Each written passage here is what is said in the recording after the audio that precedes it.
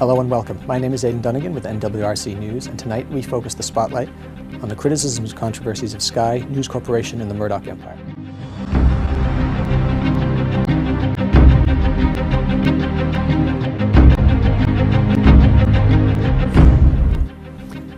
In June of 2010, News Corporation launched a takeover bid of Sky Beat in order to obtain the remaining 61% of shares they did not own.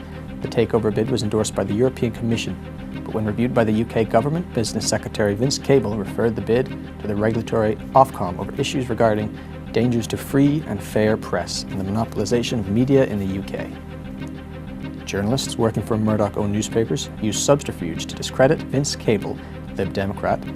This led to Vince Cable being stripped of his jurisdiction of overseeing the takeover bid. Responsibility was given to the Conservative MP Jeremy Hunt, who fast-tracked the takeover deal by bypassing the deal past the Commercial Commission. Within days of the takeover bid being finalised, the extent of the phone hacking scandal at Murdoch-owned News of the World was revealed, along with allegations of police corruption and exposed links between News Corporation and top members of the Conservative government. The scandal shocked the UK public and investors at News of the World. As News Corp's share prices dropped in response to the outrage, Ofcom stepped in and blocked the takeover deal. In July of 2011, News Corporation withdrew their bid. As early as 2006, allegations had arisen of phone hacking by News of the World journalists. An extensive investigation by the Guardian newspaper revealed that vulnerable people's privacy had been illegally exploited for the purpose of blackmail and newspaper sales. Victims included murdered schoolgirl Millie Dowler, families of servicemen killed in action, and the former Deputy Prime Minister. News International's response to a parliamentary committee is that phone hacking was the action of a single rogue reporter.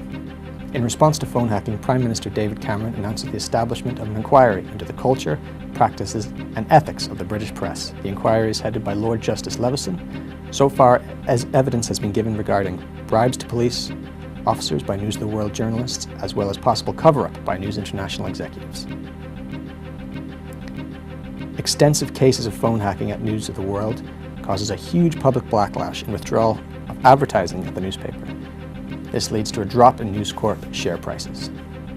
On the 7th of July 2011, News International announces that it is closing down News of the World, the paper, which has been in publication for almost 200 years, bought by Murdoch in 1969, printed its last copy on the 10th of July 2011. In order to fill the gap in the market left by the closed News of the World, Rupert Murdoch announces the launch of The Sun on Sunday in February 2012. The new publication will employ many former News of the World journalists. The Sun on Sunday prints an apology to the public and promises to deliver a better standard of ethics at the newspaper. FBI investigations. If the Leveson inquiry find that News Corporation staff had paid money to a foreign police force, then News International executives in America could face prosecution. This would have disastrous consequences to the Murdoch Empire worldwide.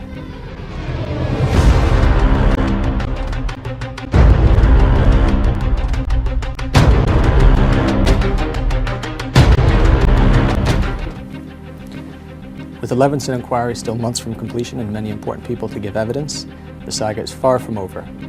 I've been Aidan Dunnigan with NWRC News. It's good night from me, and good night from NWRC.